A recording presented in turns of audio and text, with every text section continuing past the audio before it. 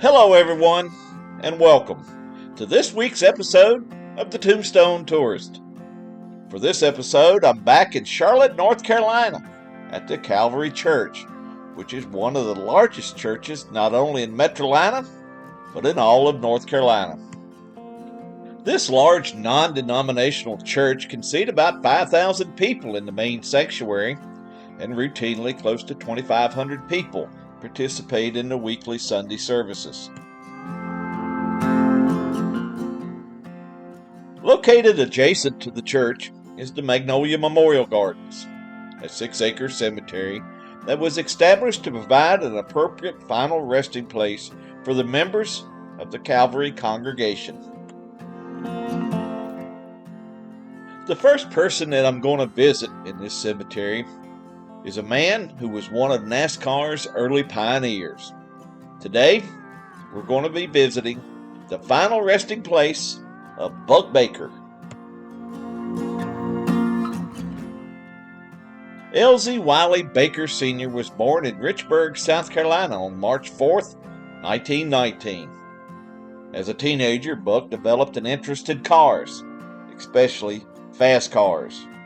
In 1939, at the age of 20, Buck entered his first race in Greenville, South Carolina. For the next 10 years, Buck raced on short tracks throughout North and South Carolina. In 1948, Big Bill France and several track promoters met and formed the National Association of Stock Car Auto Racers, or NASCAR as we know it today. A year later, in 1949, Buck Baker entered his first NASCAR-sanctioned race at the Old Charlotte Speedway. In 1950, NASCAR formed the Grand National Division, and in 1955, Buck finished second to the Grand National champion, Tim Flock. Then, in 1956 and 1957, Buck Baker became the first driver to win back-to-back NASCAR Grand National Championships.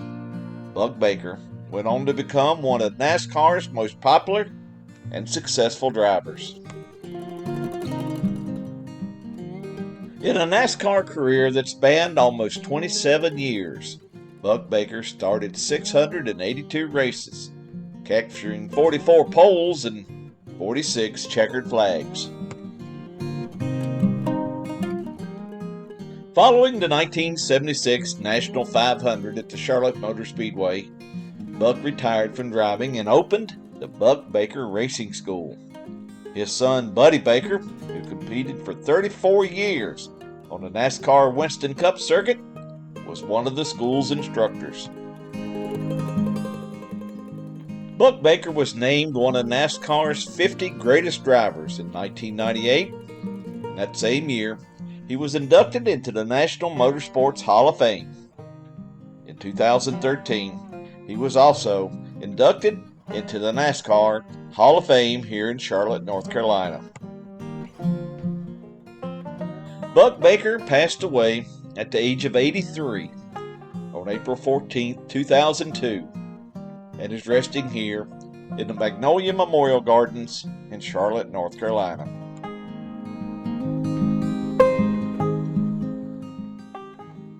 Buck Baker is not the only notable person resting in this cemetery. Just a short walk across the cemetery is the grave of a musician and songwriter, Arthur Smith. People in the South, particularly those of us who grew up in the Virginias and Carolinas, will remember the Arthur Smith Show that was syndicated on TV stations throughout the South. Arthur was born on April 1st, 1921 in Clinton, South Carolina. He grew up working in the textile mills while learning to play a variety of instruments, including the piano, guitar, banjo, and fiddle. Arthur was also a talented songwriter and composer. One of his first hits was an instrumental called Guitar Boogie, which he wrote and recorded in 1945. The song sold over 3 million copies and earned him the name Arthur Guitar Boogie Smith, which helped differentiate him from the Tennessee fiddle player by the same name who was appearing on the Grand Ole Opry. In 1955, Arthur wrote and recorded another instrumental called Fudin Banjos. The song was renamed Dualin Banjos and featured as the theme song in the popular 1972 movie Deliverance. There was some tension between Arthur and Warner Brothers, who produced the movie. Because he was not credited for the song in the film, Arthur sued Warner Brothers. The suit was eventually settled, and as a result, Arthur told Warner Brothers to include his name on the movie's official soundtrack. But he wanted to be omitted from the film credits because he found the film offensive. Arthur Smith retired in the early 2000s and made his home here in the Charlotte, North Carolina area. He passed away on April 3, 2014, just 2 days after celebrating his 93rd birthday. A memorial service was held at the Calvary Church, and during the service, George Hamilton IV played some of Arthur's favorite gospel songs. Dave Moody and Dave Johnson performed Dualin Banjos at the service, and it was only fitting that the service ended with a stage full of guitarists performing Guitar Boogie.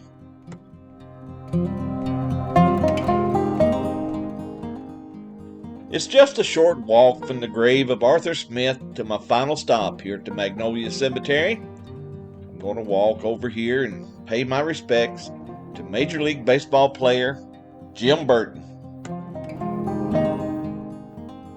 Jim Burton may not be well known by the casual baseball fan, but I can assure you that Boston Red Sox fans remember him. Jim was born on October 27, 1949 in Royal Oak, Michigan. He attended the University of Michigan where he played baseball. In 1971, he was selected in the first round by the Boston Red Sox. In 1975, Jim was called up to the major leagues where he played an important role in the Red Sox winning the American League pennant. As the American League champions, the Red Sox would face off against the Cincinnati Reds in the World Series. The Reds and Red Sox were tied at 3 games apiece to send the series into a winner-take-all Game 7. The two teams played to a 3-3 tie going into the 9th inning of Game 7. After Red Sox manager Davey Johnson pinch hit for his closer, Jim Willoughby, in the bottom of the 8th inning, Jim Burton was called on to pitch the 9th inning. Things would not go well for Jim and the Red Sox. In just 2/3 of an inning, Jim walked 2 batters and ended up surrendering the game and series-winning hit to the Reds' Joe Morgan. Jim would not see the major leagues again until 1977, when he pitched only 3 innings for the Boston Red Sox. He retired and moved to Charlotte, North Carolina, where he opened and operated a very successful printing business. Jim Burton passed away at the age of 64 on December 12, 2013. He's resting here in the Magnolia Memorial Gardens in Charlotte, North Carolina. Well, this brings me to the end of my visit to the Magnolia Memorial Gardens here in Charlotte, North Carolina. Do any of you remember the people that we visited today? NASCAR driver Buck Baker, musician and songwriter Arthur Smith, or Major League Baseball player Jim Burton? If you do, please share your memories with us in the comments. I want to thank each and every one of you for watching my videos and for every subscription, comment, and thumbs up.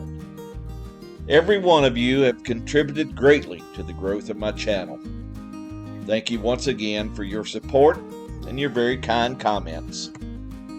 Now, until next time, please remember, life is a wonderful journey. Be sure to take time and enjoy it. And I'll see you down the road. So long, everybody.